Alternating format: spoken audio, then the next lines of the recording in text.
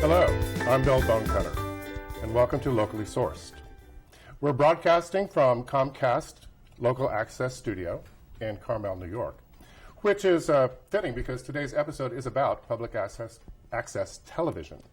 And it's also going to be about why public access TV exists, the good parts about it, the bad parts about it, all that good fun stuff. We have a great panel today. I'd like to introduce them now. We have Maryann, and your last name, Maryann, is pronounced, I'm sorry, Arrien. That's right. Maryann Arrien. And Armanda Famiglietti. Hi, Bill. Or Famiglietti. Nice to be here. Great, welcome. Nice to meet you. So we're going to start the conversation with you, Maryann. Let me give the viewers a little background. You are the Community Media Coordinator for the town of Putnam Valley. And you are the chair for the Alliance for Community Media of New York. And you've been making television and films in Hudson Valley, the lower Hudson Valley, for over 20 years. At least, yeah. At least, oh, it says 30 here. Yeah. That's great, 30 years. And you are an expert on community media. So, Maryann, let's start with you. I have a question. Can you explain why and how community media and public access TV exists? Well, it exists because, years and years ago, cable companies came and wired the area. And in exchange for laying their wires, whether it was in the ground or on poles, some money had to be given to those towns that owned that land, and they call that the right-of-way. So franchise fees were created to be paid to each local franchising authority, which means every local town, not the county, every local town or city gets the franchise fees. And it goes by the number of subscribers, because that was an equitable way to decide how much to pay for the privilege of wiring the town. So that funding stream of the franchise fees was always the intended stream across the whole country of where the money would come from to run our local access, public educational and government access. Sometimes you hear the term PEG, that's what that refers to. Nowadays we call it community media, but it's all the same. So that's how it was created, because it was felt that if you're going to provide video channels, you have to have something for the public to give back. Uh-huh. So that's how it was created, and we have problems with that today, which we'll get into later. I see. Okay. Well, and that was, how many years ago did they start laying that cable? I think it was in the 70s. It might have been, New York City might have been the first one to get a Manhattan cable. Might have been the very first one. Yet oddly and ironically, New York State is sort of behind in the amount of penetration of public educational and government access compared to the rest of the Northeast region. So I sit on the ACM Northeast Region board, and it's quite a contrast of how little we have compared to other states. It's kind of sad. That's interesting. And so this, at that time, it started to progress all throughout the United States. Yes, and we were the leader, and now Massachusetts is the leader. I see. Where do we stand then? Are we in second place? We're last. We're last. Now, interesting. Can you explain to us how we dropped all the way from the top to the bottom? Well, I don't know how or why, but it did happen. I made a video, a roundtable discussion called The Future of Community Media in New York, and we held this in 2015 in Schenectady. We had a panel of 9 experts and legislators from around the state. And that's available on YouTube. You could just Google, it's on the ACM NY website, there's links, or just Google Future of Community Media New York, and you'll find a few videos that you could play. Well, a full-length one that gets into every issue, from transparency of why certain towns maybe don't have government access because they don't want it. But technically, every town by law in New York State can have public, educational, and government access just for the asking.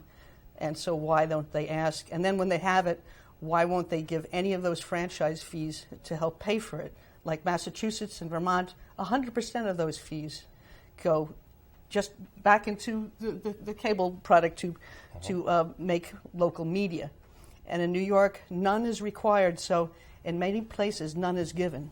The best community media in New York State tends to be downstate in the New York City area. They have, a lot of money, but they run beautiful operations, community media centers, we call them to run. Can I just interrupt for a minute? Armanda, please. Yes, your documentary runs on this channel. That's right. Periodically. So so if viewers want to see it, then certainly they can just tune in, look for the program guide that comes out at around 6 o'clock every evening, and then they can see what was it called again? Well, the shorter version that might be running here is called ACM New York's The Issues. And ACM is Alliance for Community Media. Okay. So Alliance for Community Media of New York, and so I'm the state chapter, rep for the Alliance. That's a national organization. It's a national organization, and we're an affiliate now. Technically, we're an affiliate rather than a chapter, but that's neither here nor there. But that 21-minute version was actually created for legislators because we didn't want them to have to listen to an hour and a half the full-blown educational, interesting discussion. And so I give that to legislators when we are trying to work on legislation to change the funding model from the old, how old is that, in the 70s? Other forms of video transmission exist besides cable. And there's satellite, there's, internet delivered product, soon there'll be cell phone delivered product. All of these different companies should be paying in to local access. And we have unfairly continued to place it just upon cable. And that lack of fairness is causing, a rift between the good relationship we always had with cable, because by having great local programming, it tends to make more people want to subscribe. Oh, Johnny's football game is on there. I gotta subscribe to cable, otherwise I can't see it. Or my local news is on there, and now even the local news may go away to some extent. News 12 Westchester is going to be downscaled, and it's going to originate from Long Island soon. So these things are a danger to public access, because the more people that drop out of cable, the less money goes to the towns and cities to support this, and their own budgets, by the way, because in New York State, nobody, to my knowledge, is getting like 100% of the franchise fees. Maybe there's one somewhere, but if we just had 40% of them, we would have jobs aplenty and local coverage like you wouldn't believe. Massachusetts and Vermont get it all, and they have mobile trucks. Everything in the town is covered. Every event, and there's lots of training for volunteers.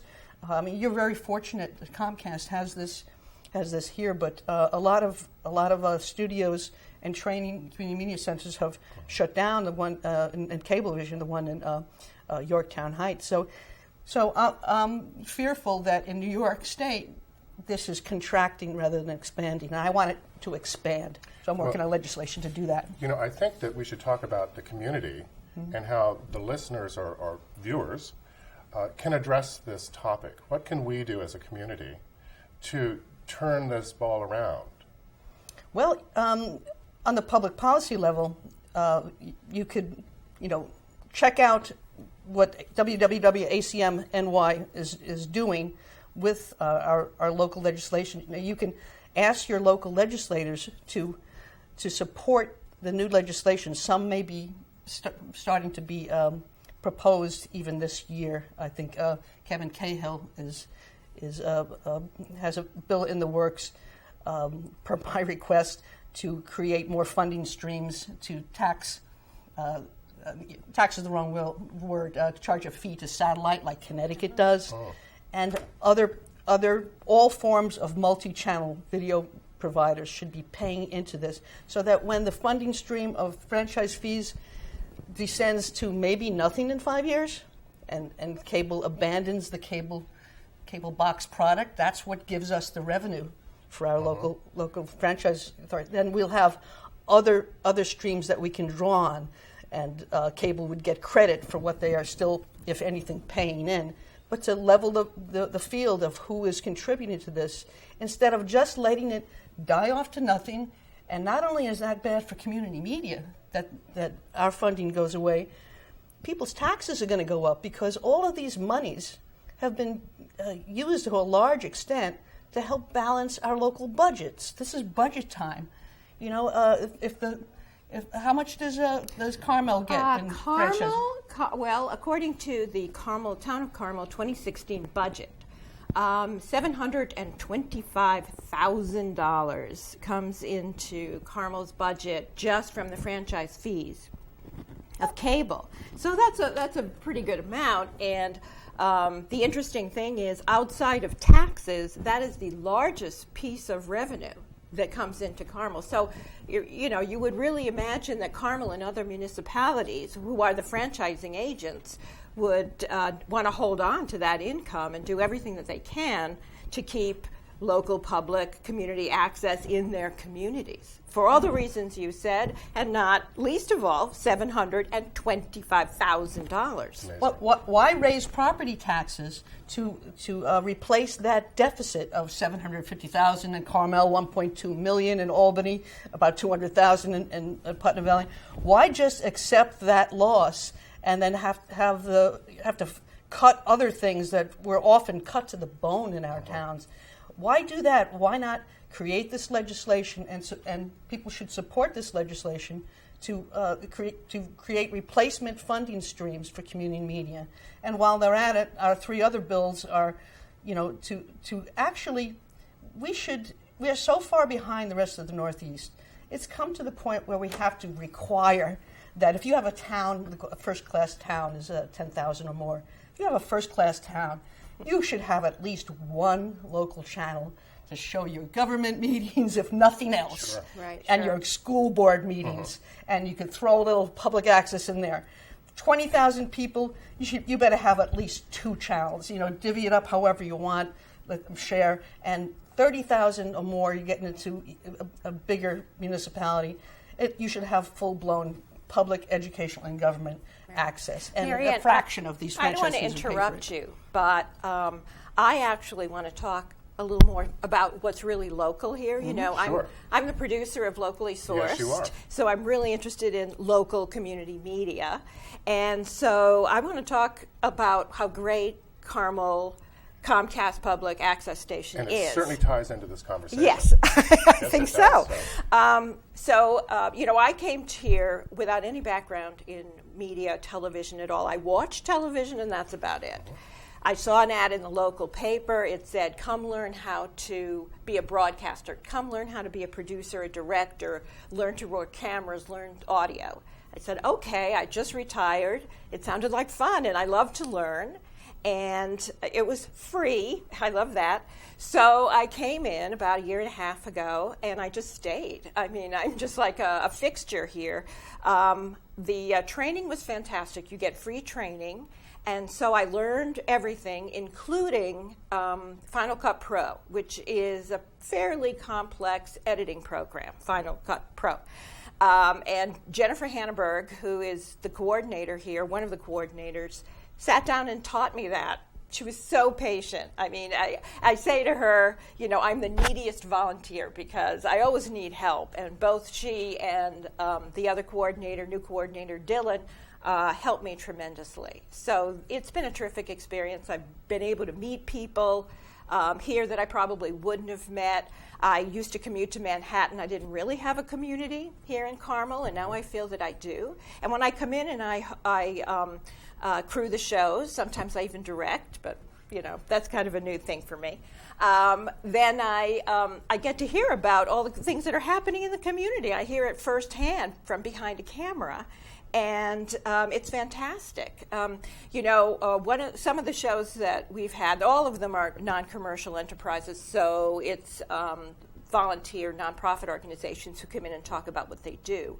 And so there was a couple of shows where they were collecting donations. One was for Bonnie Boxes, which is for cancer patients, and the other one was United for the Troops. And so the days that those shows were shot, the crew, who's all volunteer, actually brought in donations. They went out and they brought them, and we had these, it's on the screen now, we have these terrific numbers of donations. That's Bonnie Boxes in front of us, and I'm not even sure, and there's United for the Troops. So all of that was donated by the crew members who are donating their time so that Bonnie Boxes and United for the Troops and other nonprofits that come in and do their shows here get the word out.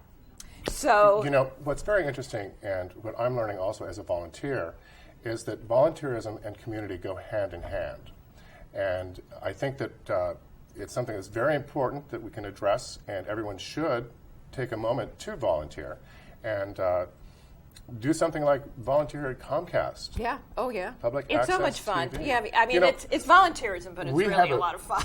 We have a video clip Yes, that we would the like video, to show. yeah. And would you like to introduce that? Sure. Well, this is just something I did very quickly last couple of weeks called Behind the Scenes at Comcast. A lot of the volunteers helped me with it. The coordinators helped me with it.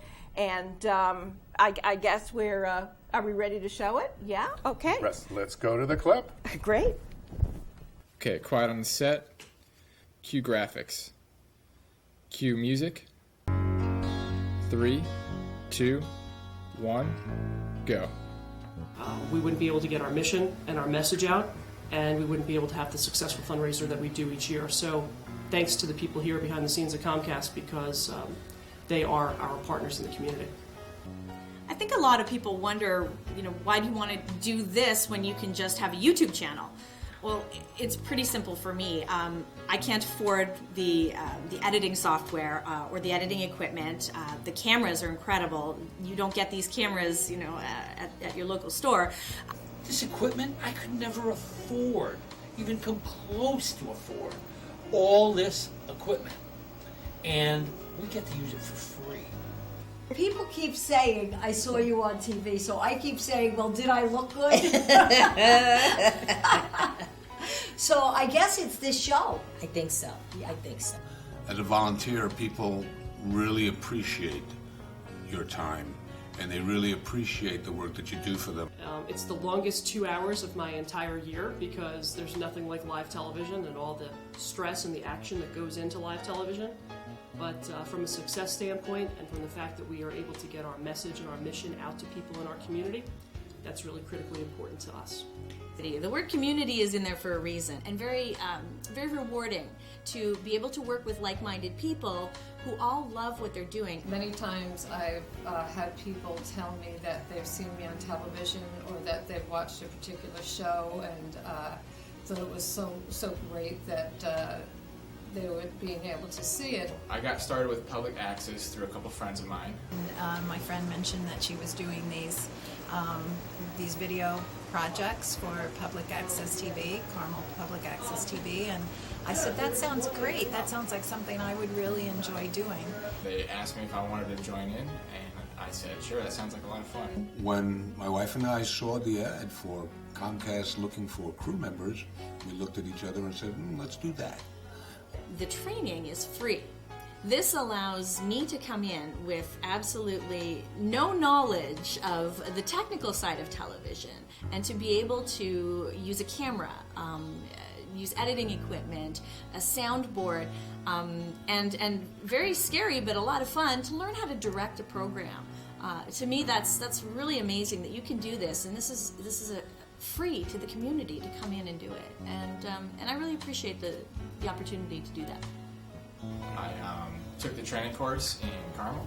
I instantly fell in love with it, learned how to do the cameras, the audio, directing. My personal favorite was the directing though, so that's really what I fell in love with and jumped in on.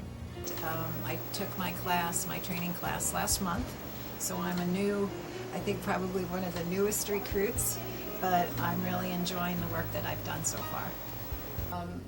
After you complete that class, you can borrow a camera and take it out into the field with tripod and microphones and everything to do your own show outside of the studio and come back into the studio and use the software here to edit it. Going forward, I want to get more experience in the different aspects that we've been trained in. I have done some camera work, but I also want to work in the control room. And then down the road, when I have more spare time, because I'm still working full-time, so when I have more spare time, I'd like to do some projects of my own, become a producer. I've worked on all kinds of things, local talk shows, variety shows. Hi, I'm Susan Salamone. I am the Executive Director of Drug Crisis in Our Backyard, and I am the co-host of Viewpoint with my friend Lillian Newman. Skits and plays. Recently, I've just worked on About Rotary, which is the show we do for the Patterson Rotary Club and to help promote all the Rotary clubs in the area. The show that I mainly produce is Hudson Valley Art Speak, and I recently started one called It's Your Move for a nonprofit organization that is an advocacy organization for people with disabilities. I've mostly interviewed artists or creative people, which of course includes writers and just people who do a variety of things that I consider to be very creative. And I hope to help them get the word out about what they're doing, what kind of artwork they do. Viewpoint has been on for a year. Today makes a year.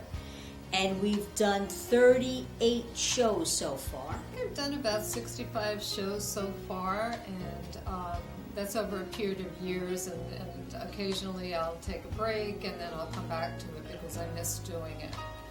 100 shows with Let's Talk Writing. So we had a guest, Gizmo, who's a robot and does bullying prevention and drug prevention, but he also talks about self-esteem.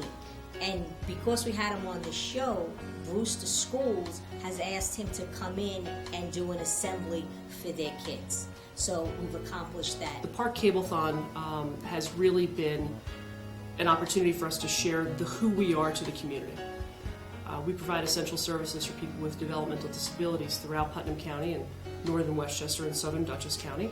And that includes our incredible preschool program for children with autism in Mayapack, our vocational training center, which is right here in the Carmel area, and also our rehabilitation sites.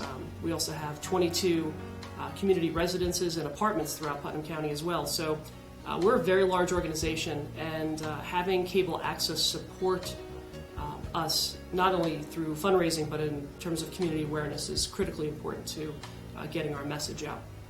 One of the things that we're most proud of is we had a goal, an annual goal, for a group called STEP, Schools to End Poverty, which is an offshoot of one of our Rotary Club. They were raising money to go back to Vietnam to put an extension on a school, and through our show and the incredible works of the organizers of STEP, they were able to raise the money, and in October they're going back to Vietnam to double the size of the school, to enable 500 more children to have an education that they would not have. The volunteers, the local 4-H young people, can't do the show without them. And I think one of those people is definitely Jennifer Hanneberg. She has been with us on this show, I want to say, for at least the last 8 years, and has helped the Park Cableathon immensely. Really can't do the show without Jennifer, and want to at least give her that credit and acknowledgement.